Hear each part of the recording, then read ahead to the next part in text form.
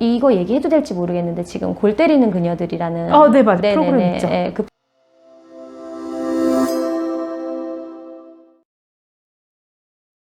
네, 그럼 이제 저희 2부 진행해 보도록 하겠는데요. 네. 아까 말씀해 주셨듯이 외국 같은 경우는 3대가 이제 같이 앉아서 이제 케어를 받는다고 하셨는데 네네. 국내에서는 딱 발 관리를 받는다라고 할 때 딱 첫 번째 떠오르는 게 내성형 발톱 말고는 떠오르지가 않더라고요. 그죠. 혹시, 일반적인 게 그거 아무래도 하나? 혹시 국내 같은 경우는 어떤 유형의 고객분들이 많으세요? 일단은 선천적으로 스키점프, 네, 그리고 내향성, 그리고 독수리형. 이거는 선천적이기 때문에 아기 때부터 관리를 받아야 돼요. 그리고 이제 성장하면서 겪게 되는 교조증, 물어뜯거나 이런 친구들. 그리고 이제 나이가 조금 들에 따라서 뭐 선천적인 당뇨를 앓는 친구들도 있고 한데, 나이가 들면서 우리가 겪게 되는 다양한 병변 때문에 오는 부작용으로 말초신경에 문제가 생겨서 손발에 문제가 오는 사람들이 있어요. 이제 그런 것들에 대한 케어, 교정. 그리고 원래는 무좀이라는 영역이 성인병이었어요. 어른들이 그랬던 것 같아요. 네, 겪었는데 요즘에는 젊은 아이들한테 되게 많아요. 아기들한테. 아이들한테요? 네, 왜냐면은 일단 그 식습관이 바뀌었고요. 그리고 사회적으로 이제 뭐 신발이나 이런 걷는 거나 이런 것들이 운동 잘 안 하잖아요. 순환이 못하죠, 문제가, 사실은. 그쵸. 순환에 문제가 생기기 시작하면서 그 우리 몸이 순환이 되어야 영양분이나 이런 것들이 말초신경까지 내려가는데, 이런 것들이 전혀 우리가 일상생활에서 할 수가 없는 세상이 돼버렸잖아요. 애기들이 뭐 놀이터를 가는 건 한 67살이면 끝날걸요? 다 학원으로 가죠. 그죠. 다 앉아서 있기 때문에 끝내는 중력에 의해서 우리 몸에 들어온 노폐물이 발에 다 모여요. 근데 손에도 모이기는 하겠지만 가장 많이 모이는 곳이 발이란 말이에요. 그러다 보니까 중학생, 고등학생인데 무좀이나 이런 문제로 인해서 발톱이 완전히 변형이 되고, 심지어는 발톱 주변에 살이 썩어서 뭐 유가종이라고 얘기하는 것도 있고 염증도 있고 뭐 여러 가지 문제들이 있는데, 그런 것들이 발에서 되게 심각하게 문제를 일으키는 친구들이 많아요. 제가 한 2년 전에 왔던 학생이에요. 공부를 정말 잘하는 친구였는데 그 친구가 발이 썩어 있어요. 근데 공부만 해요.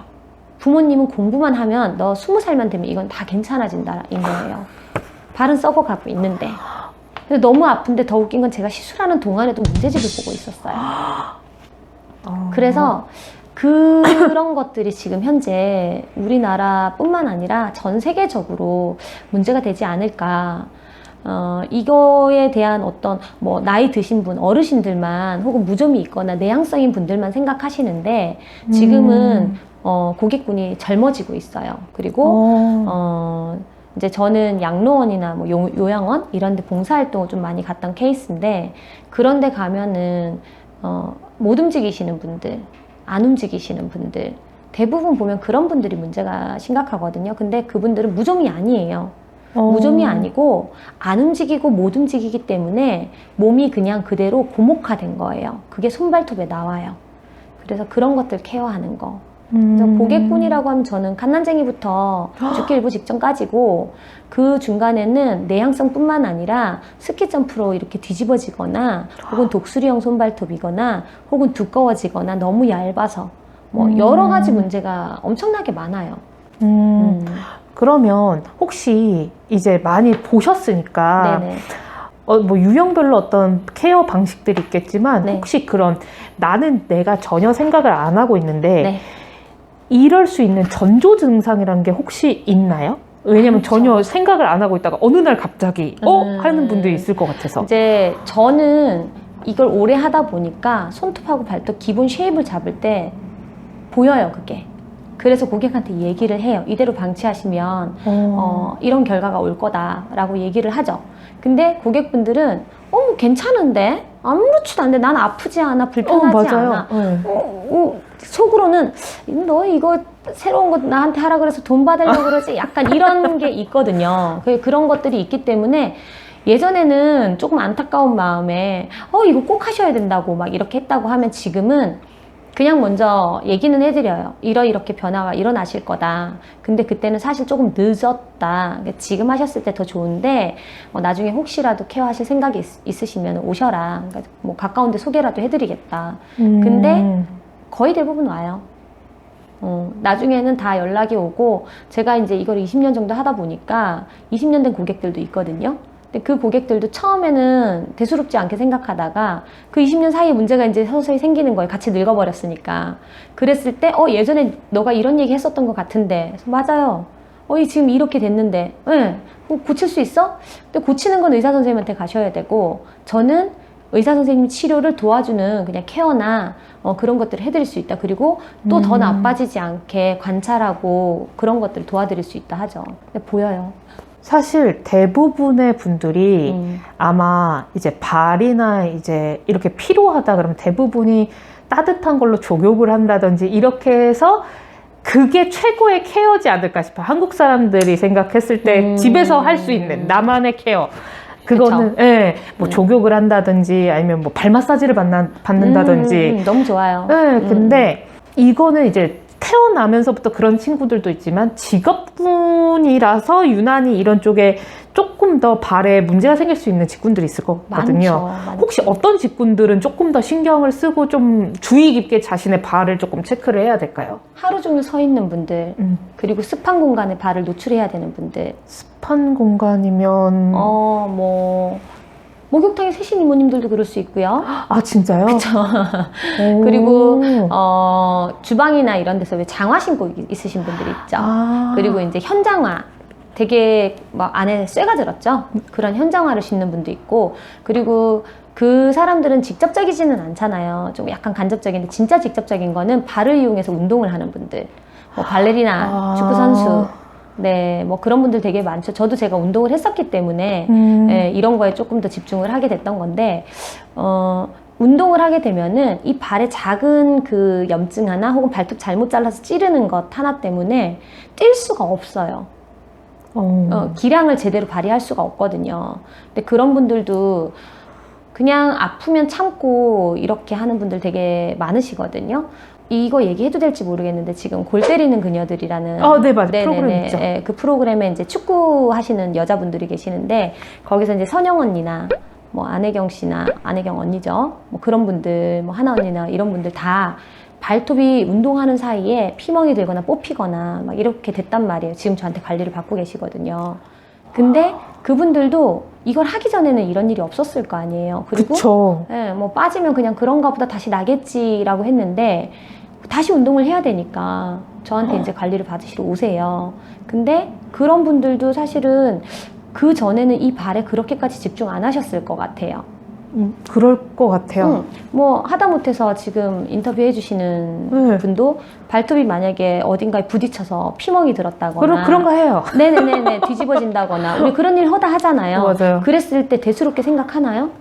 그냥 그런가 보다. 한 2, 3일 지나면 통증이 사라지니까 그냥 보기에 멍들었네 이거 빠지겠지. 왜냐면 다시 자라니까. 그러니까 그렇게 그냥 넘기잖아요. 근데 그런 걸로 인해서 문제성으로 가는 거예요. 발톱이 한번 빠지면 제대로 날 수도 있지만 기형으로 날 확률이 더 많고요. 멍이 들었을 때 그게 깨끗하게 자라나올 수도 있지만 그곳으로 균이 확장될 가능성도 너무너무 많고요. 누구나 사실은 신경 써야 되는 부분이고, 근데 이제 그 와중에 아까 시작할 때도 제가 말씀드렸지만 식습관이나 이런 것들이 안정적이지 않아서 순환이 원활하지 않은 육체를 가졌다고 하면 사실 더 많이 신경 써야죠. 그러면 혹시 내가 시간을 내서 오면 참 좋겠지만 워낙 한국 분들은 일에 피곤하고 막 이렇게 해서 쉴 수 있는 시간에 케어보다는 정말 집에서 쉬시는 분들이 많잖아요. 그쵸. 집에 누워있거나 어딘가로 이동을 한다라는 것 자체부터 벌써 불편해하니까. 스트레스죠. 혹시 그분들이 그나마 집에서 조금이라도 신경을 써서 할 수 있는 케어가 혹시 있을까요? 많아요. 저는 홈케어를 되게 많이 안내를 해드리는데. 진짜요? 네네. 왜냐면은 저희가 해드리는 케어는 직접적이기는 하지만 지속적일 수는 없어요. 왜냐면은 저희한테 오는 주기가 일주일에서 4주에 한 번이란 말이에요.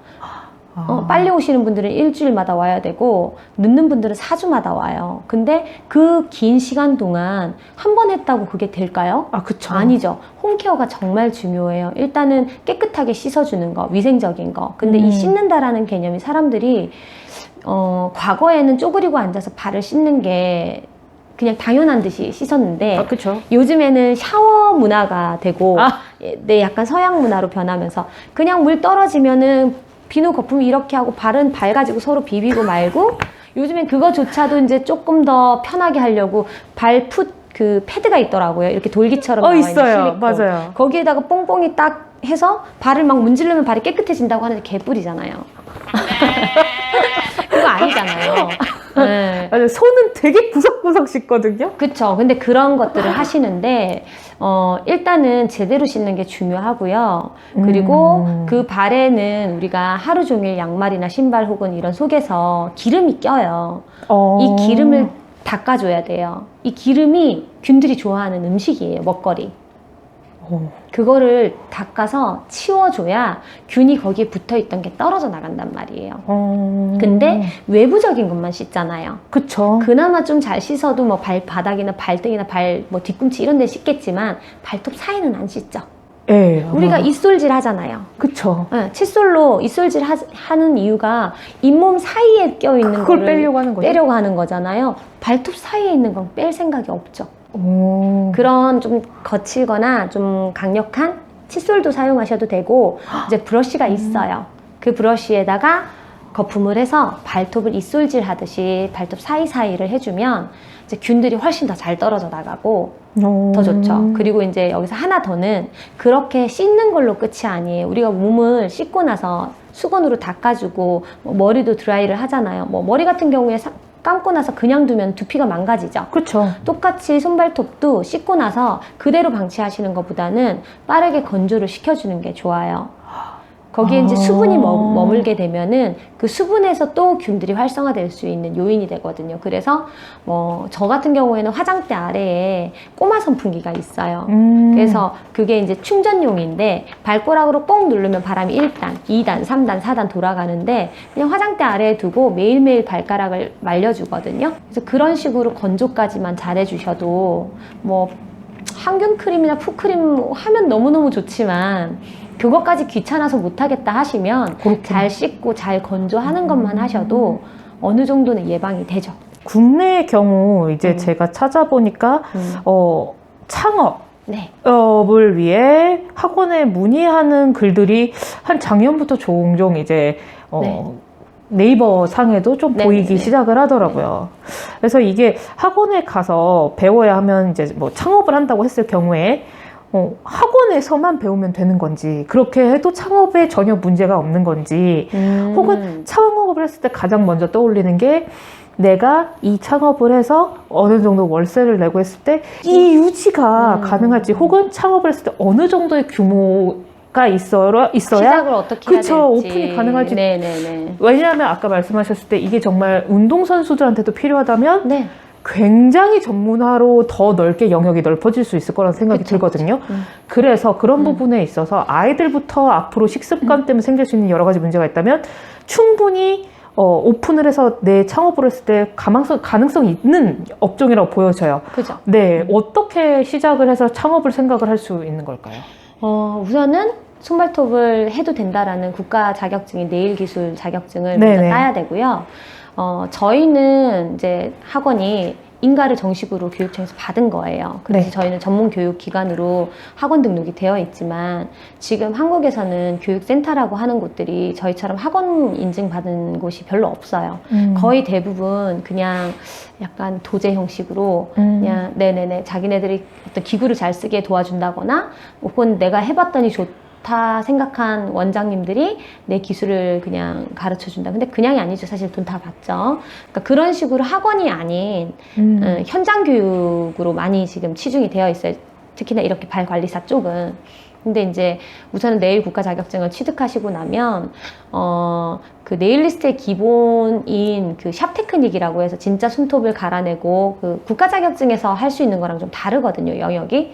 그러니까 그런 부분들을 조금 마스터 하신 후에 그 다음 이제 발 관리 전문 교육을 받으시면 좋은데 이게 실습적인 것만 가지고는 창업이 어려워요. 실습은 직원으로는 괜찮아요. 시술만 하면 되니까. 근데 원장이 되겠다라고 하면 이론적으로 이게 자리를 제대로 잡아야 고객하고 상담이 되고 그리고 이제 이런 케어에 있어서 작용도 있지만 부작용도 있을 거 아니에요. 그쵸. 그쵸. 저희가 뭐 케어를 했어. 뭐 내향성 발톱을 교정을 했는데 발톱이 너무 많이 들렸거나 혹은 들리는 그 강도에 의해서 멍이 들었다거나 혹은 박리가 생긴다거나 혹은 발톱이 쪼개진다거나 뭐 여러 가지 문제들이 있단 말이에요.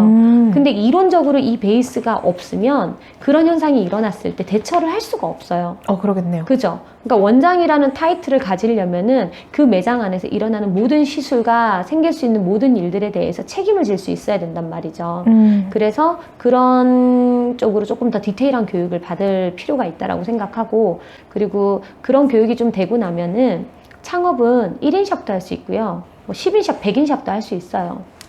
그러니까 뭐 저희 제자들 같은 경우에는 취업을 위해서 왔다가 거의 대부분 창업을 해서 나가는 케이스인데 그러신 것 같더라고요. 네, 거의 대부분 그런데 1인 샵을 할 때도 제가 처음 오픈할 때 1인 샵을 계획을 할 때도 2인이나 3인 샵을 할 수 있는 인테리어를 세팅하게 해줘요. 분명히 금방 2인, 3인이 되고자 하거든요. 그래서 그렇게 세팅을 해주고 뭐 월세도 저는 체킹을 다 해줘요. 시작할 때. 그리고 그 오픈하려고 하는 시장 조사할 때도 제가 다 도와주고 매장을 계약할 때도 도와주고 인테리어도 제가 다 도와주고. 근데 그렇게 하는 이유는 모르잖아요. 모르기 때문에 시작할 때 리스크가 너무 커요. 근데 저는 이거를 샵을 엄청나게 많이 오픈을 해봤잖아요. 그러니까 그 리스크를 줄여주는 작업을 해요. 그래야 오픈했을 때 좀 길게 견딜 수 있어요. 대부분의 초보 리스크는 돈이잖아요. 그쵸. 근데 오픈을 해서 몇 달은 그래도 견딜 수 있는 자금은 유지를 해야 되고, 그리고 오픈해서 오픈빨이라는 게 있기 때문에 바짝 당겨야 되는 매출이 있어요. 그걸 당겨놔야 또 견딜 수 있거든요. 그러니까 이런 시스템도 저는 이제 제가 컨설팅을 해주는데, 그런 것들을 좀 잘한 학생들은 뭐 얼마 전에 오픈한 학생인데 국가 자격증 따자마자 12월에 와가지고 1월달 한 달 동안 저한테 그 기본적인 샵 테크닉 기술과 그리고 문제성을 배우고 갔어요. 그리고 2월에 오픈했는데 제 수강료가 싸지는 않거든요. 근데 2월 절반쯤 했을 때 제 수강료는 다 회수했다고 얘기했고 4월 달에 연락 온 걸로는 1인 매장인데 매출을 꽤 많이 올린 걸로 알고 있거든요. 그러니까 2천만 원이 조금 안 되는 매출을 1인 샵에서 올린 거예요. 근데 저희는 기술업이기 때문에 이것저것 빼도 그쵸. 네. 그 남는 단가가 높단 말이에요. 그러면은 제가 알고 있는 제자들 몇몇 분은 월천은 항상 안정적으로 벌고 있는 걸로 알고 있어요. 혹시 이거를 취득을 했을 때 해외 취업도 가능한 부분이 있나요? 자격증이요? 네. 자격증은 그럼 필요 없어요. 해외 취업은. 나라마다 가지고 있는 자격증의 룰이 다르기 때문에 한국의 국가 자격증은 해외에서 의미가 없어요. 여기서 배워서 해외로 갈 때 가능은 할 수 있나요? 그럼요. 지금 저희 와서 교육받는 분 중에 미국에 있는 네일 학교 강사님이 지금 교육받으러 와 계시거든요. 그러니까 저는 해외에서 오는 학생들도 되게 많고 해외를 나가려고 준비하는 학생들도 많아요. 특히나 네일 국가 자격증 우리나라 거는 미국에 가지고 가게 되면은 라이센스로 인정을 받지는 못하지만 거기에서는 이제 주마다 수업을 들어야 시험을 볼 수 있는 네. 티켓을 줘요. 근데 이 국가 자격증이 있으면 시간을 줄여주죠. 줄여주기 때문에 그런 부분에서는 자격증을 따고 가도 되지만 그렇게 생각하면 굳이 자격증을 따는 시간과 돈으로 기술적으로 조금 더 집중을 하고 미국 가서 그 시간을 채우는 게 저는 조금 더 낫다고 생각해요. 근데 이제 하나는 미국에서 끝날 수도 있잖아. 안 그쵸. 끝날 수 있잖아요. 그쵸. 다시 한국에 돌아올 수도 있어요. 그쵸. 근데 그때 다시 자격증을 따려고 그러면 너무너무 힘들거든요. 그래서 이제 상담할 때 원래 미국에 살던 사람이고 계속 살 건지 혹은 한국에 나와서 언제든지 살 수 있는 사람인지에 따라서 제가 그런 가이딩을 좀 다르게 해줘요. 제가 안 그래도 이제 이 발관리사 쪽 때문에 유튜브에서 있는 그 발에 치료하는 영상들 좀 봤어요. 근데 첫 번째는 시술이 아프겠다라는 생각도 들지만 환부가 발이잖아요. 네. 그래서 예를 들어 가벼운 증상이 아니라 네. 약간 이제 뭐 곰팡이라든지 염증이라든지를 보면 썸네일만 봐도 어떻게 보면 이렇게 말씀을 좀 그렇긴 하지만 혐오감이 들 수 있는 영상들의 썸네일들이 사실 있어요. 일부러 더 어그로를 끈다죠. 그렇게 그쵸. 일부러 하죠. 예. 네. 그러면 만약에 내가 이 직업을 그런 영상을 통해서 봤을 경우에 공감을 하시는 분들도 계시겠지만 어떤 분들 같은 좀 거부감이 네. 드는 영상일 수 있거든요. 네네. 그럼에도 불구하고 이 직업을 배우러 오려고 하시는 분들의 인식이 좀 궁금해요. 일단 처음에는 다들 이거에 대해서 거부감을 일으킬 수 있어요. 그냥 만지는 것도 되게 싫어하고. 그쵸, 내 발이 네네. 아니니까. 뭐 내 발이고 남의 발이고 손님들 중엔 자기 발도 만지기 싫어하는 아, 분들 그래요? 계세요. 아, 그래요? 그래서 안 씻고 오는 분도 계세요. 자기 발 만지는 게 싫어서. 이건 진실이에요. 그리고 뭐 얼마 전에 할아버지 한 분은 발을 안 씻은 지 정말 오래된 발이었어요. 그냥 발에서 이게 때가 들러붙어서 얇게 뭐 포가 떠진 것처럼 뚝뚝 떨어지는 발이었거든요. 근데 그 발을 제가 맨손으로 잡는 순간 옆에 데리고 오셨던 따님이 아! 소리를 질렀어요. 제가 왜요? 이랬더니 자기도 맨손으로 안 만진대요. 자기 아빠 발을. 그래서 제가 그날 좀 화가 났어요. 그 따님한테. 아빠는 그럼 어떡해? 이걸 달고 있는데. 좀 되게 마음이 그날 너무 슬펐어요. 그 아빠는 이 딸 똥도 닦아줬을 거 아니야. 똥보다 이 발이 더 깨끗하지 않아요? 아, 아기 때, 그쵸. 그쵸. 아니, 근데 딸이 만약에 먼저 아팠어. 그러면 아빠가 딸 똥 안 닦아줬을까? 뭐, 저는 그렇게 생각해요. 내 가족이잖아. 근데 내 가족인데 안 씻겨준 거야, 한마디로. 너무 좀 가슴이 아팠는데, 저는 그런 거에 조금 비위가 안 약한 것 같아요. 좀 좋은 것 같아요. 그러니까 이게 비위로 하면 안 되고 마음으로 생각해야 돼요. 이 발을 달고 있고 이 손을 달고 있는 이 사람도 있는데 이 잠깐 이게 뭐라고. 그리고 저는 손 씻으면 되잖아요. 이게 제 몸 안으로 스며드는 거 아니잖아요. 그래서 그냥 뭐 저는 일단 괜찮고, 그리고 이거를 케어를 해주면 그 예뻐진 발이 비포 애프터가 너무 확실하잖아요. 그쵸. 그 만족감이 엄청 좋아요. 가끔은 제가 어떤 발은 막 뽀뽀가 하고 싶을 때가 있어요. 너무 예뻐져가지고 너무 기분 좋아서. 근데 이게 제가 경험을 했잖아요. 그러니까 저희 제자들도 처음에는 저희 제자 한 명이 이제 모델을 섭외를 했는데 실수로 문제성을 섭외를 한 거예요. 그 친구는 그냥 기본 네일인데 문제성을 지금 배우고 있는 상황이긴 했지만 아직까지 모델을 하지는 않았었는데 문제성이 온 거예요. 그래서 자기 도구로 그 문제성을 케어를 한 거야. 그리고 나서 그냥 보냈어. 그때까지는 꾹꾹꾹 참고 했는데 손님 보내고 나서 저한테 갑자기 선생님 저 이거 다 버려야 될 것 같아요 이러는 거예요. 도구들을. 그래서 제가 버리라고, 제가 다 주워서 쓰겠다고 그랬는데 그 친구가 지금은 어떤 상황이냐면 더 독한 사람 없어요? 더 심한 사람 없어요? 이제는 기본은 재미가 없대요. 이게 완전히 변해요. 그리고 또 하나는 방금 시작할 때 영상 보면 아플 것 같다라고 얘기했잖아요. 아프면 가만히 안 있어요. 저희가 그 고객을 기절시키고 하면 모를까, 제정신으로 있는 상황에서 발을 두면 혹시 그냥 누군가가 발을 살짝 밟으면 순간적으로 발을 놀라서 확 빼지 않아요? 그쵸. 그렇게 아프지도 않은데? 그쵸, 맞아요. 그죠? 네. 그만큼 발은요 되게 순발력이 좋아요. 저희가 만약에 그 케어를 하고 잘라내고 갈아내는 과정에서 아프잖아요. 그 발이 그렇게 그 자리 그대로 있을 수 없어요. 바로 도망가요. 그래서 몇몇 영상에는 보면은 발이 움찔하거나 도망가는 영상들이 있어요. 그때는 그 순간 놀란 거지. 그게 아파서가 아니라. 네, 그런 거예요. 그래서 이 직업에 대해서 처음에 오시는 분들 중에 돈이 되니까 오는 분들이 계시고요. 왜냐면은 긴 시간을 들이지 않아도 금방 수익을 창출할 수 있는 직업이다라는 소식을 듣고 오시는 분들이 계시고, 또 한 분들은 약간 이런 쪽으로 좀 해보고 싶은 게 있어서 오시는 분들도 계세요. 근데 그거는 그 시작과 다르게 와서 직접 발을 만지고 손을 만지면 비위는 사람마다 그것과 다르게 있어요. 정말 너무너무 하고 싶고 봉사활동이 하고 싶어, 뭐 사회복지사가 되고 싶어 라고 했는데 현장에 딱 투입되면은 도저히 못 참겠어서 일 못하겠다고 하는 분들도 계시거든요. 근데 다행인 건 지금까지 제가 교육한 제자들 중에 저희 이 발관리사 일을 했을 때 갈수록 더 심한 발을 찾았지 그런 발을 피한 사람은 단 한 명도 없어요.